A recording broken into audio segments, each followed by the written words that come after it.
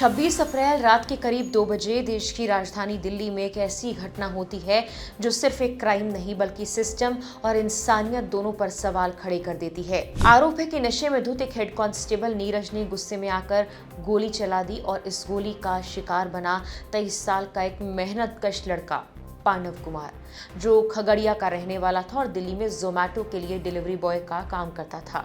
उस रात पांडव अपने दोस्त कृष्णा के साथ जाफरपुर कलां के एक छोटे से बर्थडे सेलिब्रेशन से वापस आ रहा था।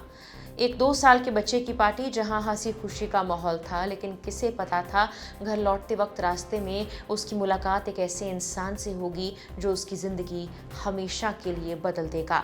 बताया जाता है कि जैसे ही पांडव और उसका दोस्त सड़क पर पहुंचे, वहां नीरज उनसे उलझ पड़ा।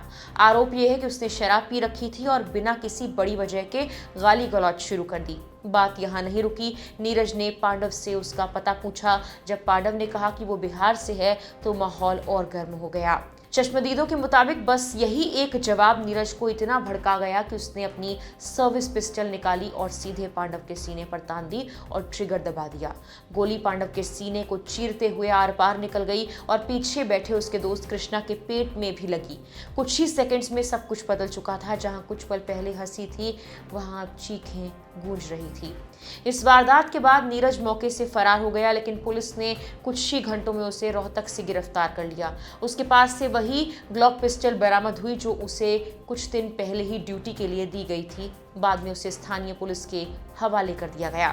अधिकारियों ने बताया कि नीरज दिल्ली पुलिस की स्पेशल सेल का हिस्सा था, एक ऐसी एंटी टेरर यूनिट जहां काम करने वाले जवानों को उनकी ड्यूटी के चलते 24 घंटे अलर्ट रहना पड़ता है। इसीलिए उन्हें सर्विस पिस्टल ऑफ ड्यूटी भी दी जाती है। हालांकि आम पुलिस थानों में ऐसा नहीं होता। वहां हथियार सिर्फ ऑपरेशन या पेट्रोलिंग के दौरान दिए जाते हैं और बाद में वापस भी लिए जाते हैं। नीरज का प्रोफाइल भी चौंकाने वाला है। रोहतक का रहने वाला नीरज 2006 में कांस्टेबल बना था और बाद में दिल्ली पुलिस अकादमी में ड्रिल इंस्ट्रक्टर रहते हुए प्रमोट होकर हेड कांस्टेबल बना। 2019 से वो स्पेशल सेल का हिस्सा था और पिछले कई सालों में उसने 1 दर्जन से ज्यादा गैंगस्टर्स और लुटेरों को पकड़ने में अहम भूमिका निभाई थी। पुलिस के मुताबिक उसने कई अहम जानकारियां भी दी, जिसके आधार पर जग्गू भगवानपुरिया, नीतू डाबोदिया, अशोक प्रधान और हिमांशु भाऊ जैसे अपराधियों के नेटवर्क तक पहुंच बनाई गई। हाल ही में वो राजस्थान के करमवीर उर्फ काजू की गिरफ्तारी में भी शामिल था, जो रोहित गोदारा और जितेंद्र गोगी गैंग से जुड़ा था और गुरुग्राम के नाइट क्लब्स में हुए हैंड ग्रेनेड हमले के मामले में एनआईए को वांछित था। यानी एक ऐसा पुलिसकर्मी जिसका रिकॉर्ड अब तक साफ बताया जा रहा था, वही एक रात में आरोपी बन गया। घटना की रात पुलिस के मुताबिक नीरज अपने रावता गांव स्थित किराए के मकान में था। तभी उसे सड़क के उस पार कुछ आवाज सुनाई दी।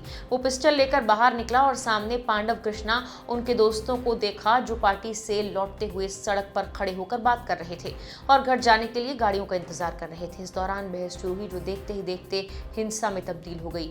चश्मदीद रूपेश कुमार, जिनके बेटे का बर्थडे था, वो कहते हैं कि नीरज पहले से ही गुस्से में था और जैसे ही पांडव ने खुद को बिहार का बताया, वो और भड़क गया और उसने गोली चला दी। द्वारका के डीसीपी कुशलपाल सिंह के मुताबिक गोली पांडव के सीने में लगी और आर पार हो गई, जिससे पीछे बैठे कृष्णा के पेट में भी लगी। दोनों को तुरंत अस्पताल ले जाया गया, जहां डॉक्टर्स ने पांडव को मृत घोषित कर दिया, जबकि कृष्णा अभी अस्पताल में एडमिट है। उसकी हालत स्थिर बताई जा रही है। पुलिस अब उसका बयान दर्ज करने की तैयारी कर रही है और आसपास के सीसीटीवी फुटेज भी खंगाल रही है ताकि उस रात की पूरी सच्चाई सामने आ सके। लेकिन इस कहानी का सबसे दर्दनाक हिस्सा यहाँ से शुरू होता है। पांडव सिर्फ एक नाम नहीं था, बल्कि अपने परिवार की पूरी दुनिया था। करीब 15 साल पहले उसका परिवार बिहार के खगड़िया से दिल्ली आया था, बेहतर जिंदगी की तलाश में, लेकिन हालात आसान नहीं थे। पिता बीमार रहते हैं, माँ दूसरों के घरों में काम करती, भाई टीबी जैसी बीमारी से जूझ रहा है और ऐसे में पांडव ही था जो जोमैटो में डिलीवरी बॉय बनकर पूरे घर का खर्च चला रहा था। वो 10वीं के बाद पढ़ाई छोड़ चुका था ताकि परिवार की जिम्मेदारी उठा पाए। उसकी बहन गुंजन कहती है, वो हमारा इकलौता सहारा था। जब रक्षक ही भक्षक बन जाए तो हमें कौन बचाएगा। बुआ गगन देवी का दर्द भी कुछ ऐसा ही है। वो बताती है कि जब पांडव ने कहा कि वो बिहार से है तो उसे गालियां दी गई। पांडव ने सिर्फ इतना पूछा था, क्या बिहार से होना अपराध है? और इसी सवाल के बाद गोली चल गई। एक गोली उसके सीने में लगी और सब कुछ खत्म हो गया। आज उस घर में सन्नाटा है। एक माँ है जो बीमार है, पिता जो मजदूरी करते हैं और सवाल है जिसका जवाब किसी के पास नहीं कि अब इस परिवार को आखिर कौन संभालेगा।